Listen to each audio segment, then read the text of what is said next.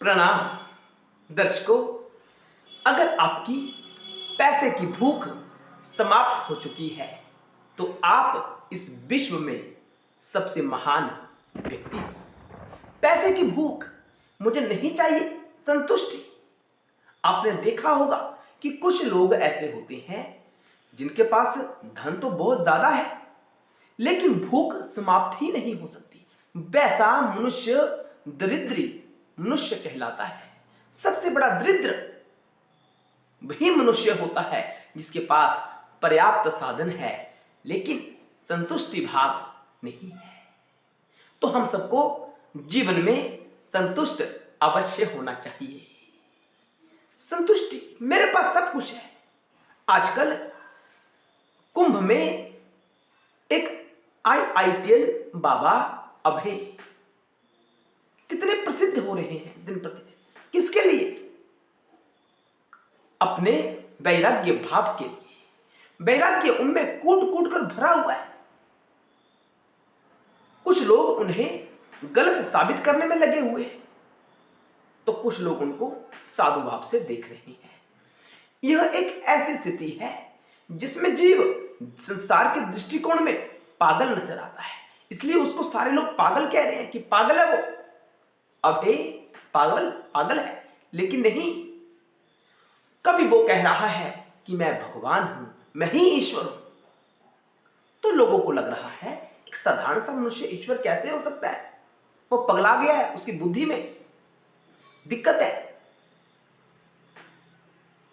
उसके तर्क कुछ ऐसे हैं जिससे लोग उसे पागल कह रहे हैं कि ऐसे व्यक्ति को पागल खाने में भेज देना चाहिए। ऐसी धारणा है ऐसे लोगों की। लेकिन दर्शकों, यह एक ऐसी स्थिति है जो शिवोहम वाली स्थिति होती है। शिवोहम के भाव में हमारे बीच और शिव के बीच कोई भेद नहीं रहता। जो आत्म भाव से जीवन जीता है, अभय की स्थिति कैसी है? वो प्रत्येक स्थिति को आत्मा से कनेक्ट कर रहा है। भोले बाबा को अपना पिता कह रहा है, भवानी को अपनी माता कह रहा है, और इस संसार के जो माता पिता हैं उन्हें झूठा कह रहा है। तो लोगों को लगता है कि ये सच्चा साधु नहीं हो सकता जो माता पिता का अपमान कर रहा है। नहीं, यह उसकी शिवोहम वाली स्थिति है जो प्रत्येक को शिव और शक्ति के भाव में ही देख रहा है। ऐसा व्यक्ति लोगों की दृष्टि में तो पागल हो सकता है। वो सब कुछ कह रहा है, मैं ही भगवान हूं। भगवान किस दृष्टिकोण से है? भगवान वह उस दृष्टिकोण से है जिस स्थिति में शिवोहम कहा जाता है। शरीर का भान ही नहीं है, मैं ही भगवान, हम आत्मा है ना, और आत्मा और परमात्मा में कोई भेद ही नहीं है। लोग इन बातों को नहीं समझ पा रहे। ये गहरा विषय है, महसूस करने वाला विषय है, समझने वाला विषय है। तो अभय की स्थिति ऐसी है और उसने एक बड़ा पैकेज, सालाना मैं 35-40 लाख रुपया कमाने वाला मनुष्य था, इंजीनियर था बड़े स्तर का, सारा कुछ ठुकरा दिया। क्यों? अरे लोग पैसे के पीछे भाग रहे हैं और उसने ठुकरा दिया। उसकी स्थिति को समझो, उसकी आत्मा के बल को समझो। उसकी आत्मा का बल कितना महत्वपूर्ण है, कितना स्ट्रांग है, जो पैसे से पीछे हटकर शिव वाली स्थिति में स्थित हो रहा है। हम सबको ऐसे मनुष्य से जीवन में शिक्षा ग्रहण करनी चाहिए और अपने जीवन को शिवोहम की स्थिति में आगे बढ़ाना चाहिए कि धन दौलत कहीं काम आने वाला नहीं है। इस संसार में केवल पैसा ही सब कुछ नहीं है। परम शांति जो अभय सिंह को कहां से प्राप्त हो रही है?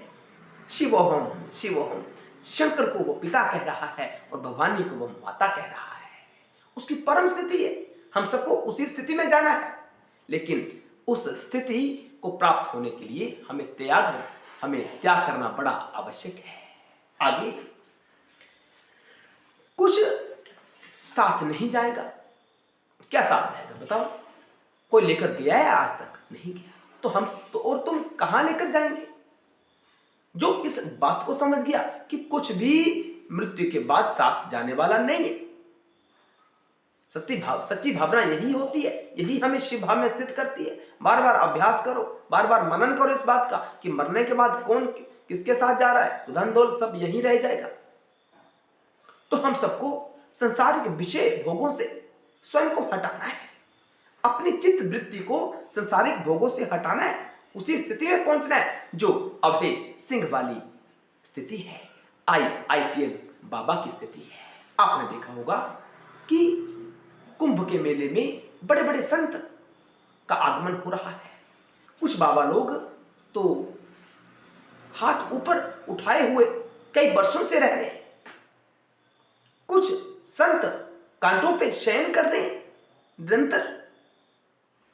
तो ये क्या है? उनका हठ योग है। वो क्या बताना चाहते हैं आपको? क्या जरूरत है उनको अपना हाथ ऊपर उठाने की कई वर्षों से?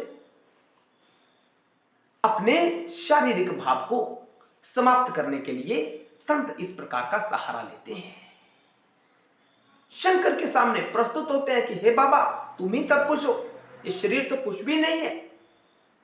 अपने अहम वृत्ति को समाप्त करने के लिए वो ऐसा करते हैं, ये हठ योग कहलाता है।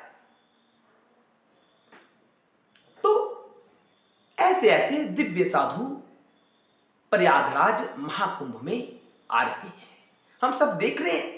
बहुत से संत वायरल हो रहे हैं आजकल, हम उनके बारे में सुनते हैं, उनका जीवन कितना विचित्र है। सारा खेल शिव और शक्ति का ही हो रहा है। जिसने शंकर जी से अनुग्रह की स्थिति प्राप्त की है, उन्हीं साधुओं के भीतर ऐसा भाव प्रकट होता है, अन्य जीवों के भीतर ऐसा भाव प्रकट नहीं होता है। तो जो अभय सिंह है उनको कोई साधारण साधु मत समझना, वो शिवोहम वाली स्थिति है। शिवोहम यानी शरीर में नहीं, भीतर जो तत्व है वो शिव है, सब शिव है, इसीलिए इसी के आधार पर मैं भगवान हूं, ऐसा अभय सिंह कहते हैं। शिवोहम शिवोहम क्योंकि भगवत्ता हम सबका मूल स्वरूप है। यह शरीर हमारा स्वरूप नहीं है, आत्मा हमारा मूल स्वरूप है। यही गीता का परम उद्देश्य है, इसी स्थिति को जानना, शिवोहम वाली स्थिति को जानना।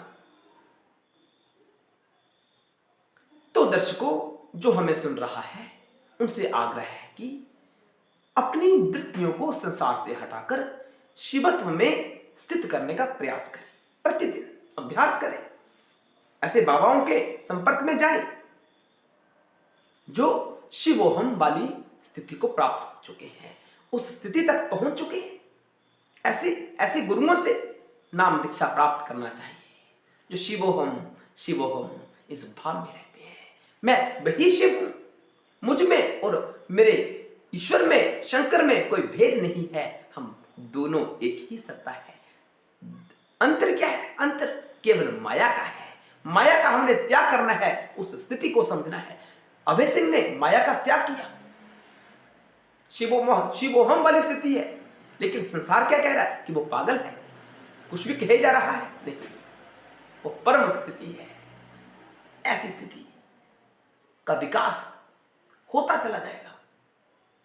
एक स्थिति ऐसी आएगी कि अभय सिंह समाधि की अवस्था तक पहुंच जाएंगे। यह सत्य है, सत्य है, सत्य है। तो हमारा कहने का भाव यह था कि संतों का कभी अपमान मत करना।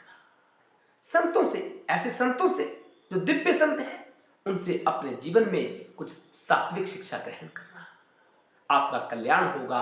हर हर महादेव, जय शिव शंकर, जय भोलेनाथ, बम बम भोले।